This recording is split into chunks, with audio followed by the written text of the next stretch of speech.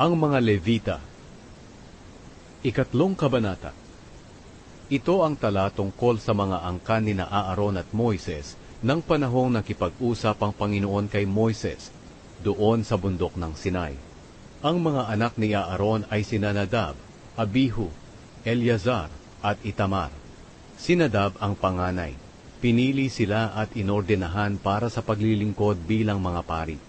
Pero sina Nadab at Abihu ay namatay sa presensya ng Panginoon nang gumamit sila ng apoy na hindi dapat gamitin sa paghahandog sa Panginoon doon sa disyerto ng Sinai. Namatay silang walang anak, kaya sina Eleazar at Itamar lang ang naglingkod bilang mga pari habang nabubuhay pa si Aaron. Sinabi ng Panginoon kay Moises, "Ipatawag ang lahi ni Levi at dalhin sila sa paring si Aaron para tumulong sa kanya. Maglilingkod sila kay Aaron at sa mga mamamayan ng Israel sa pamamagitan ng pag-aasikaso ng mga gawain sa toldang sambahan na tinatawag din na toldang tipanan. Sila rin ang mga ngalaga ng lahat ng kagamitan ng toldang tipanan at maglilingkod sa toldang iyon para sa mga Israelita.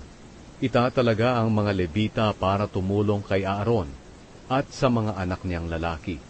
Si Aaron at ang mga anak niya ang piliin mo na maglilingkod bilang mga pari. Ang sino mang gagawa ng mga gawain ng pari sa tolda na hindi lahi ni Levi ay papatayin." Sinabi pa ng Panginoon kay Moises, "Pinili ko ang mga Levita bilang kapalit ng mga panganay na lalaki ng Israel. Akin ang bawat Levita, dahil akin ang bawat panganay. Nang pinagpapatay ko ang lahat ng panganay na lalaki ng mga Ehipsyo, ibinukod ko para sa akin ang lahat ng panganay na lalaki ng Israel, tao man o hayop. Kaya akin sila.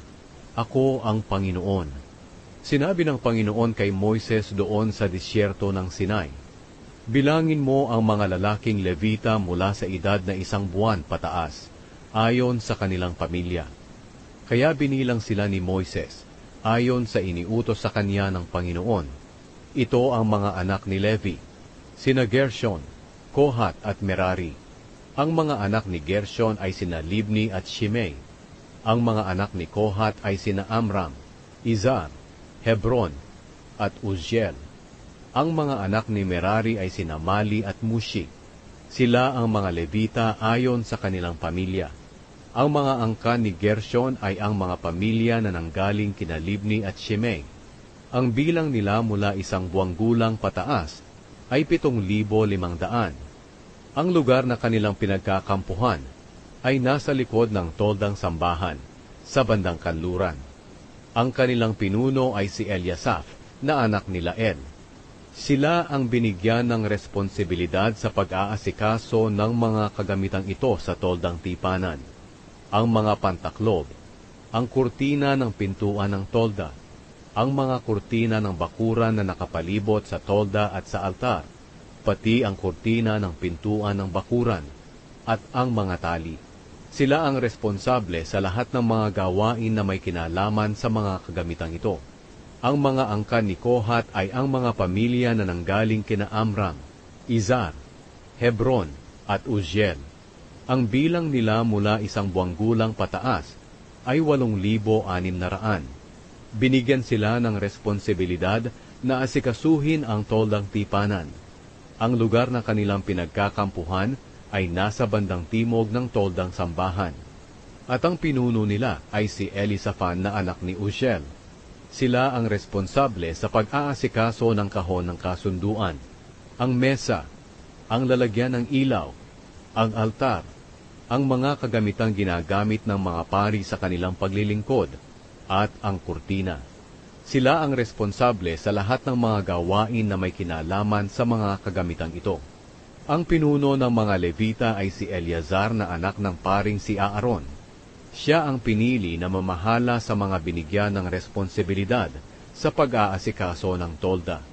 Ang mga angkan ni Merari ay ang mga pamilya na nanggaling kina Mali at Mushi.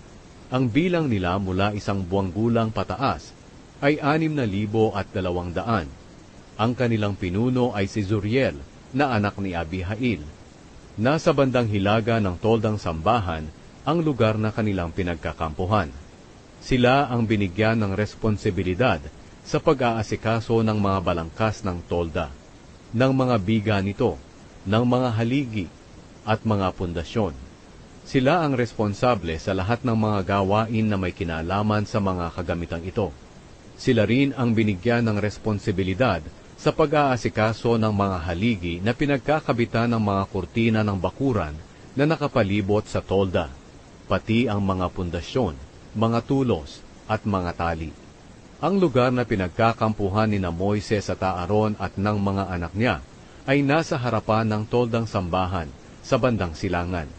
Sila ang binigyan ng responsibilidad para pamahalaan ang mga gawain sa tolda para sa mga Israelita.